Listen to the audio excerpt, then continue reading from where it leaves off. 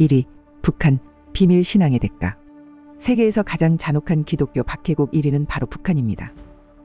사실 북한은 분단 이전까지만 해도 평양을 중심으로 수많은 교회와 성도들이 있었던 동방의 예루살렘이라 불렸던 곳이었습니다. 그러나 공산 정권이 들어서면서 교회는 강제로 문을 닫았고 수많은 기독교인이 죽거나 남한으로 목숨을 걸고 탈출했습니다. 하지만 모두가 남으로 갈 수 있었던 것은 아니었습니다.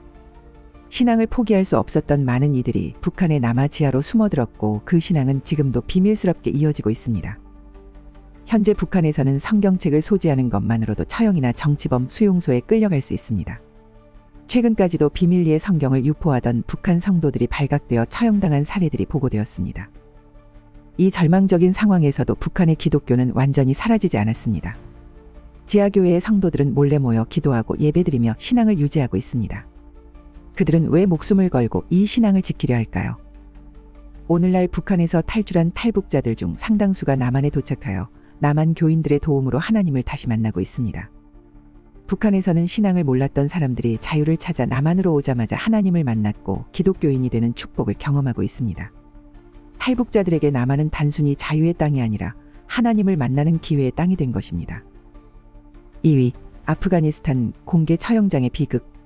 미군이 아프가니스탄에서 철수한 이후 이슬람 근본주의 단체 탈레반이 아프가니스탄을 다시 장악하면서 이 땅의 기독교인들에게는 다시 어두운 시대가 시작되었습니다. 과거 아프가니스탄에도 조용히 성장하던 기독교 공동체가 있었습니다. 하지만 2021년 이후 탈레반이 수도 카불을 점령하면서 상황은 완전히 달라졌습니다. 기독교인은 배신자다 라는 명목으로 집집마다 수색이 이루어졌고 신앙을 숨기던 수많은 성도들이 체포되어 공개적으로 처형당하는 일이 벌어졌습니다. 한 젊은 남성은 단지 핸드폰에서 성경 앱이 발견되었다는 이유로 공개 처형당했습니다. 그의 마지막 말은 나는 예수님을 사랑합니다였습니다. 그들은 왜 목숨을 걸고도 예수님을 부인하지 않은 걸까요? 탈레반은 이슬람으로의 개종을 강요하며 가족 앞에서 총을 겨누고 협박하지만 끝까지 예수를 부정하지 않은 성도들이 있었습니다. 이들이 숨기고 싶었던 것은 단순히 성경책이 아니었습니다. 그들은 단지 자신이 예수 그리스도를 사랑한다는 사실을 숨겨야 했던 것입니다. 아프가니스탄의 비극적인 현실은 지금도 계속되고 있으며 공개 처형장에 끌려가는 이들의 마지막 순간은 오히려 더 많은 사람들에게 믿음을 전하는 증거가 되고 있습니다. 그들의 순교는 우리에게 오늘날 예수님을 따르는 것이 무엇을 의미하는지 묻고 있습니다. 3위 소말리아 죽음이 기다리는 개종. 동아프리카의 소말리아. 이곳에서는 예수님을 믿는다라는 말은 곧 사형 선고와 같습니다. 소말리아는 이슬람 극단주의 무장단체 알샤바브가 지배하는 지역에서 기독교인은 물론 이슬람을 떠난 개종자들까지 무차별적으로 처형합니다. 그들은 모든 방법을 동원해 기독교인을 찾아내 처형합니다. 최근 한 사건에서는 무슬림이었던 한 청년이 기독교로 개종한 사실이 가족에게 알려지자 그의 가족은 직접 그를 찾아내 처형했습니다. 이른바 명예살인이었습니다. 자신을 가장 사랑해야 할 가족의 손에 의해 죽음에 처하는 일. 그러나 이곳에서는 충격적인 일이 아닙니다. 오히려 너무 자주 일어나 아무도 놀라지 않습니다. 또 다른 사건에서는 한 여성이 비밀리에 성경을 읽다가 이웃 주민의 신고로 발각되었습니다. 알샤바브 단원들이 그녀를 즉시 집 밖으로 끌어내 공개 처형했습니다.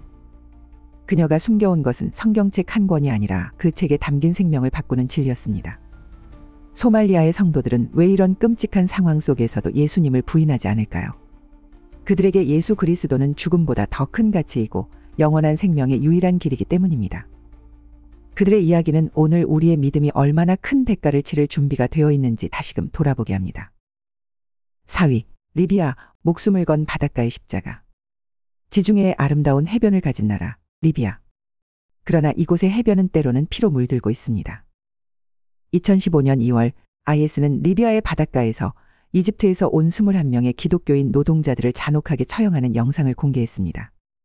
주황색 수의를 입고 무릎을 꿇은 이들의 유일한 죄는 오직 하나, 예수 그리스도를 믿는 것이었습니다. 바닷가에서 처형당하는 그 순간 그들은 예수님의 이름을 부르며 순교했습니다. 그 모습은 전 세계 기독교인들에게 큰 충격을 주었고 동시에 신앙의 진정한 의미를 다시 돌아보게 했습니다.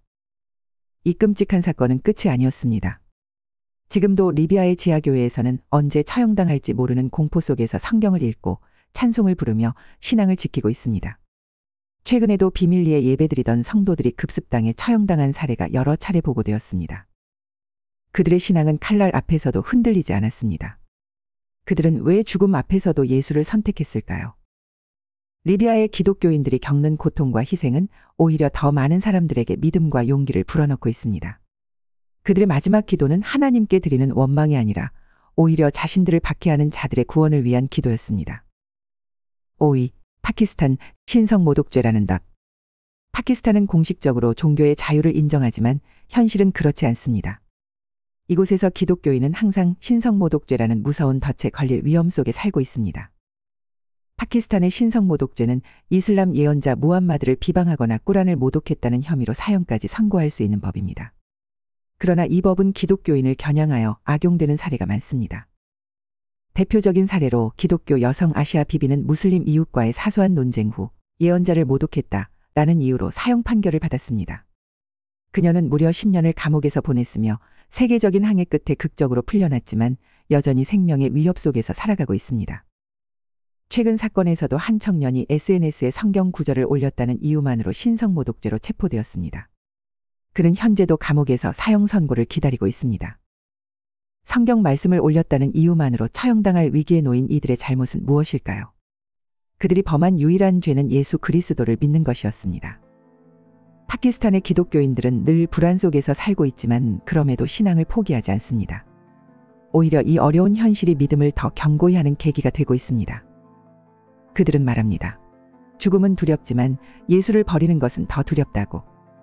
오늘 우리의 믿음은 그들의 희생 앞에서 무엇을 말할 수 있을까요? 21세기에도 여전히 수많은 사람들이 오직 예수님을 믿는다는 이유 하나만으로 죽음의 위협 속에 살아갑니다. 도대체 왜 이들은 자신의 생명까지 걸고 신앙을 포기하지 않는 걸까요? 성경은 우리에게 분명히 말합니다. 누구든지 나를 따라오려거든 자기를 부인하고 자기 십자가를 지고 나를 따를 것이니라. 그들에게 예수님은 단지 하나의 종교적 신념이 아니었습니다. 예수 그리스도는 그들의 삶을 송두리째 바꾼 진리였고 죽음보다도 소중한 영원한 생명의 근원이었습니다. 순교자들에게 있어 신앙은 단순한 믿음이 아니라 삶의 전부였고 그것이 그들이 죽음을 기꺼이 맞이할 수 있었던 이유였습니다. 순교자들의 이야기는 오늘날 편안하게 신앙생활을 하고 있는 우리에게도 깊은 질문을 던집니다. 우리에게 있어 예수 그리스도는 삶의 전부인가 아니면 삶의 한 부분에 지나지 않는가? 그들의 신앙을 지키는 싸움은 오직 그들만의 싸움이 아니라 우리 모두의 싸움이 되어야 합니다. 우리는 함께 기도하고 함께 싸워야 합니다. 우리는 매주 편안한 환경에서 마음껏 예배드리고 있습니다. 그러나 우리가 누리는 이 평범한 자유는 결코 평범하지 않습니다. 오늘도 어딘가에서는 예배를 드리는 것이 목숨을 건 행위이고 성경을 소유하는 것이 처형의 이유가 됩니다. 그들이 겪는 박해와 고난을 기억하며 우리는 다시 한번 신앙의 가치를 되돌아봐야 합니다. 이제는 우리의 차례입니다. 이들을 위해 함께 기도하고 행동합시다.